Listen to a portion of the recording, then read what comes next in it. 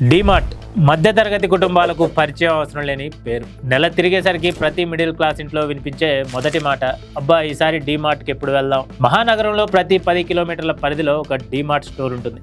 ఇక జిల్లా పట్టణాల్లో కూడా ఈ స్టోర్లు వెలుస్తున్నాయి. అయితే ఇప్పుడు మీరు డిస్కౌంట్లలో నెలవారీ సరుకులు కొనుగోలు చూస్తున్నట్లుగానే ఇకపై మెడిసిన్స్ కూడా డిస్కౌంట్లో కొనుక్కోవచ్చు. ఇది ఎలా అంటారా? డీమార్ట్ ఇప్పుడు రిటైల్ ఫార్మసీ ఇండస్ట్రీలోకి కూడా అడుగు పెట్టేస్తుంది. అంటే కొత్తగా మెడిసిన్స్ తయారు చేయదు, కానీ ఆల్రెడీ తయారు చేసిన మందులను ఇప్పుడు ఇవే డీమార్ట్ స్టోర్లలో విక్రయించబోతుంది. ఇంతకీ అది ఎలా ఉండబోతోంది? అసలు డీమార్ట్ కథ ఏంటో ఒకసారి పూర్తిగా చూద్దాం.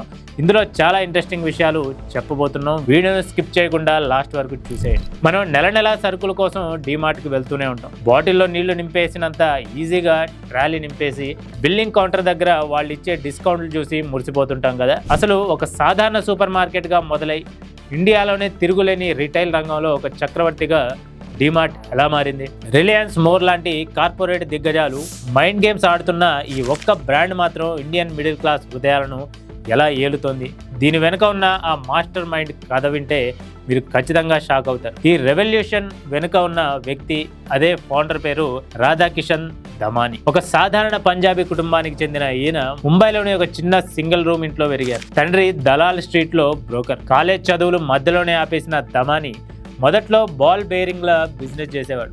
కానీ తండ్రి చనిపోయాక స్టాక్ మార్కెట్లోకి అడుగుపెట్టి తన అద్భుతమైన విజన్తో బిలీనియర్ ఇన్వెస్టర్గా మారాడు. మార్కెట్లో ఎంతో మంది దిగ్గజాలు కూలిపోతున్న మార్కెట్ మూడ్ని పసిగట్టడంలో ఆయన ఒక సీక్రెట్ సైలెంట్ గేమర్.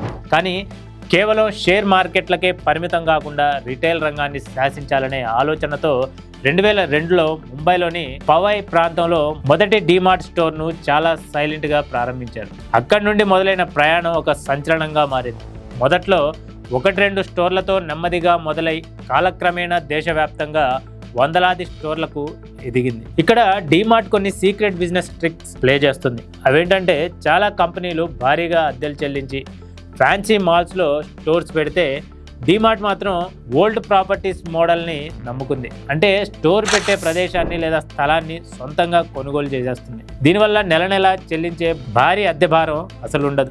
ఈ మిగిలిన కోట్లాది రూపాయల బడ్జెట్నే కస్టమర్లకు డిస్కౌంట్ల రూపంలో ఇచ్చేస్తుంది. అంతేకాదు, అనవసరమైన హంగు హార్బాటాలు, కోట్ల ఖర్చుతో కూడిన ఇంటీరియర్లకి డీమార్ట్ పూర్తిగా దూరంగా ఉంటుంది. చాలా సింపుల్ లైటింగ్స్, మినిమలిస్ట్ డిజైన్తో డిస్ప్లేలు ఉంటాయి. ఆ దాచుకున్న ప్రతి రూపాయిని కస్టమర్ జేబు ఆదా చేయడానికి ఉపయోగిస్తుంది. అందుకే మీరు ఎప్పుడైనా గమనించండి, మోర్ లేదా రిలయన్స్ స్టోర్లు డీమార్ట్తో పోలిస్తే కొంచెం భిన్నంగా ఉంటాయి. ఇక వ్యాపారులతో డీమార్ట్ ఆడే గేమ్ ప్లాన్ మరింత గమ్మత్తుగా ఉంటుంది. సాధారణంగా మిగతా రిటైల్ సంస్థలు సప్లయర్లకు లేదా వెండర్లకు డబ్బులు ఇవ్వడానికి 30 నుంచి 60 రోజుల సమయం తీసుకుంటాయి. కానీ డీమార్ట్ 9-day వెండర్ పేమెంట్ స్టాండర్డ్స్ని పాటిస్తుంది. అంటే కేవలం 9 రోజుల్లోనే సప్లయర్లకు పేమెంట్లు క్లియర్ చేసేస్తుంది. దీంతో భారతదేశంలోని ప్రధాన బ్రాండ్లు అలాగే సప్లయర్లు అందరికంటే తక్కువ ధరకే డీమార్ట్కు సరుకులు సరఫరా చేయడానికి పోటీ పడుతుంటారు. దీంతోపాటు కస్టమర్ మైండ్ సెట్తో డీమార్ట్ ఆడే సైకలాజికల్ హుక్ వేరే లెవెల్. స్టోరీలోకి ప్రవేశించగానే కనిపించే భారీ డిస్కౌంట్ బోర్డులు, ఆఫర్ బ్యానర్లు మన మెదడులో అబ్బా ఇక్కడ ప్రతిదీ చౌకగా దొరుకుతుంది అనే ఒక బలమైన నమ్మకాన్ని నాటుతాయి. దాంతో మనకు అవసరం లేని వస్తువులను కూడా తక్కువ ధరలకు వస్తుంది కదా అని కొనేలా ఆ వాతావరణం మనల్ని మోటివేట్ చేస్తుంది. ఇక సరికొత్తగా రిటైల్ రోలింగ్ స్టార్ మరో మాస్టర్ స్ట్రోక్ వేసింది. డీమార్ట్ తన ప్రతి ప్రధాన స్టోర్ లోపల షాప్ ఇన్ షాప్ మోడల్లో ప్రత్యేకంగా ఫార్మసీ రిటైల్ స్టోర్లను ప్రారంభించబోతోంది. నిత్యావసర సరుకుల కోసం వచ్చే కస్టమర్లకు ప్రిస్క్రిప్షన్ మందులు అలాగే హెల్త్ కేర్ ఉత్పత్తులను కూడా భారీ డిస్కౌంట్లలో అందించడమే దీని వెనుక ఉన్న అసలు ప్లాన్. దీనివల్ల కస్టమర్ మెడికల్ బిల్లులు తగ్గడమే కాకుండా డీమార్ట్కు రెగ్యులర్గా ఫుడ్ ఫాల్స్ ఇంకా పెరిగేలా చేస్తాయి. ఈ ఖచ్చితమైన స్ట్రాటజీల వల్లే రాధాకిషన్ దమాని నెట్వర్క్ ప్రస్తుతం సుమారు $20 బిలియన్, అంటే దాదాపు 1.7 లక్షల కోట్ల రూపాయలకు పైగా చేరిందని చెప్పొచ్చు. అలాగే స్టాక్ మార్కెట్లో DMart avenue super market cap లక్షల కోట్లలో దూసుకుపోతోంది.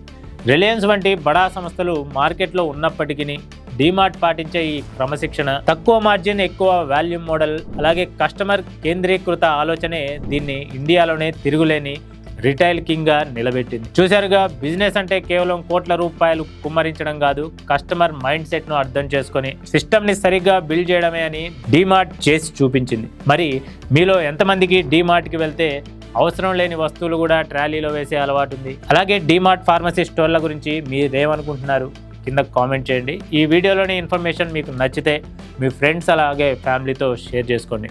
అలాగే మన 3TV నెట్వర్క్ ఛానల్ని సబ్స్క్రైబ్ చేయడం మాత్రం మర్చిపోకండి. మరో ఇంట్రెస్టింగ్ బిజినెస్ స్టోరీతో మీ ముందుంటా. This is Riyaz signing of.